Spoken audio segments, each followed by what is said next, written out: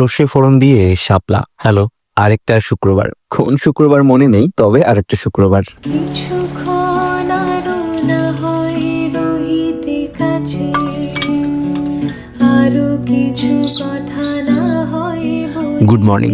সকালবেলা এক কাপ চায়ের আগে মোস্ট অফ দ্য টাইম ভাত বসিয়ে দিয়ে আমার সকাল শুরু হয়, কেননা ঘুম ভাঙলেই আমার ক্ষুধা পেয়ে যায়। আজকে স্পেশাল কিছুই নেই, বরাবরের মতো পেঁপে ভর্তা আর একটা ডিম ভাজা। ডিমের যা দাম, আমার খাবারে কখনো ফ্যান্সি কোনো কিছু থাকে না, কারণ ওটা দেখাতে গেলে আমার ফেক কিছুই করতে হবে। সকালবেলা পেট ভর্তি করে খেয়ে নিয়ে বইটা নিয়ে একটু বসলাম, তবে একদমই ভাববেন না আমি বিশাল পড়াশোনা করি।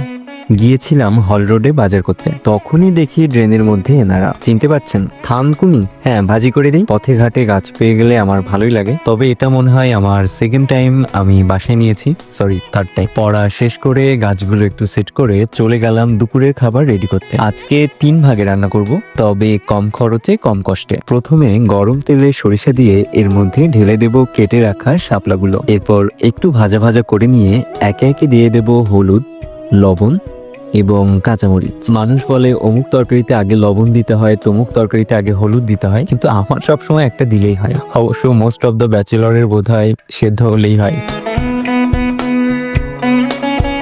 এরপর ভালো মতো রান্না করে নিয়ে রান্না শেষ।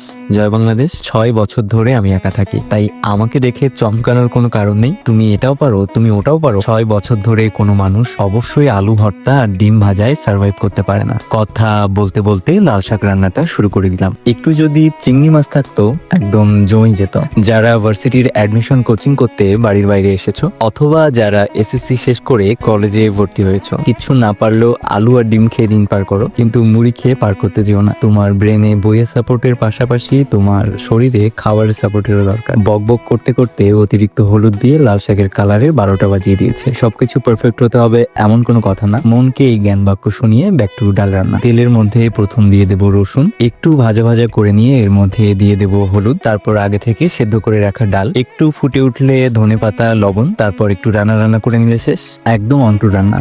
এই যে দই, মাখন, ক্যাপসিকাম, ভিনেগার, কেওড়া জল, এটা সেটা দিয়ে আমার রান্না করার ট্যালেন্ট নাই, আর আসল কথা টাকা নাই। এই সবগুলো রান্নার মধ্যে আমার সবচেয়ে ভালো লেগেছে শাপলা আর ডাল। তোমাদের যদি একটাও ট্রাই করতে ইচ্ছে না করে, তবুও শাপলাটা ট্রাই করো, ভীষণ ভালো লাগবে। সরিষা ফোড়ন, জিরা বাটা, হলুদ, লবণ, কাঁচামরিচ। তবে সেদ্ধ হয়ে গেলে শাপলাগুলো চামচ দিয়ে একটু গলিয়ে দিও, খেতে কচু শাকের মতো লাগবে। খাওয়া দাওয়া শেষ করে ভাবলাম দুপুরবেলা একটা মুভি দেখি। আমার একদমই নাটক, রিলস কিছুই দেখা হয় না, আমার সবচেয়ে ভালো লাগে দেখতে মুভি। বিকালবেলা একটু বের হয়েছিলাম, এরপর গেলাম রূপসাতে আমার বোনের বাসায়, সেখানে আমি আবার ভাত খেয়েছি।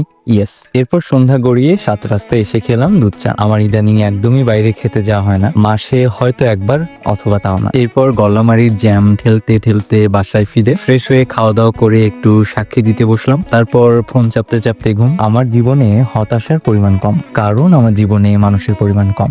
যে মানুষ আমার মানসিক শান্তি নষ্ট করে, সে আমার যতই আপন হোক, আমি তার থেকে মুখ ফিরিয়ে নিই, এবং একদমই নিই। কেননা সবকিছুর আগে না এখন মনে হয় নিজে ভালো থাকাটা ইম্পর্টেন্ট। আমার ভালো রাখতে হবে, নিজেকে ভালোবাসতে হবে। আমি ভালো থাকলে আমার আশেপাশে 2-1 ভালো মানুষকে ভালো রাখতে পারবো। অন্যের জন্য ভ্রু না কুচকে, নাক না গলিয়ে ভালো কিছু ভাবতে পারবো, আর পাশাপাশি নিজের জন্য ভালো থাকতে ভুলবেন না। দেখা হচ্ছে পরবর্তী ভ্লগে। আজকে এখানেই টাটা। আরো কিছু কথা না হয় বলিতে